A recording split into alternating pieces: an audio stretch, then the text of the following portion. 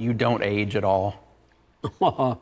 And how impressive it is that, like you mentioned, this is your 60th anniversary of coming to America. I mean, it's a great success story.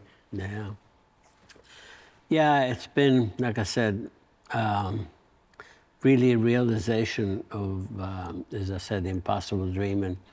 And the thing about it is, after you determine that, in some ways, even though it seemed like, I don't know, I'm gonna do it, but I never had a plan B.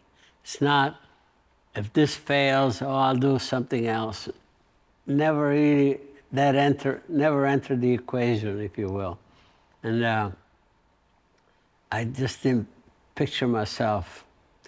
The thing that I worry so much is, I tried, I was lucky enough, to have a long career, to stay in it as long as I could, and I was just hoping that I would not overstay, because I've seen you could overstay and then sort of tarnish, like we're not competitive, and then have that memory.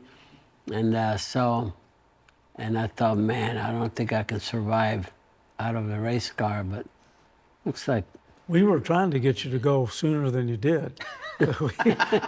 You were way too competitive. We were like, Mario, you really should retire. But you were always tough.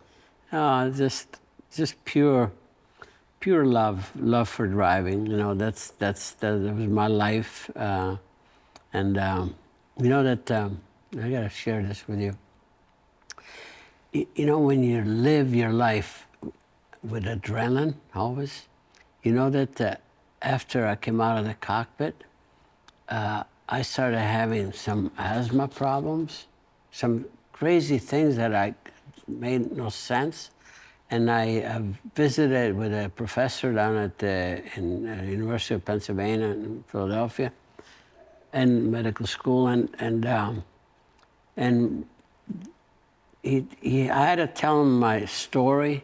He says, what happened? He says, it's probably going to take you maybe 4 or 5 years to sort of your body realizing that you're not dead, because you've been living on that adrenaline, all the time, constantly, and because there was no off season, basically, for us.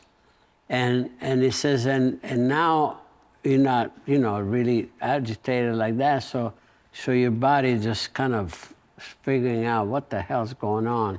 And it's really, and in 2003, I was out of the cockpit for basically officially, from IndyCar for 9 years. When I did that test, that I got upside down then, but when I got in that car, again, really competitively, in the test, all of a sudden, looked like I was reborn. I mean, everything felt good, And it's amazing how that felt rejuvenated, if you know what I mean. I don't know what it is, but that's what driving a race car did for me. Somewhat like the harmonics of the motor that we were talking about earlier. Yeah, when you get up, keep them revs. Kept you in a spot that was happy. Up. Yeah.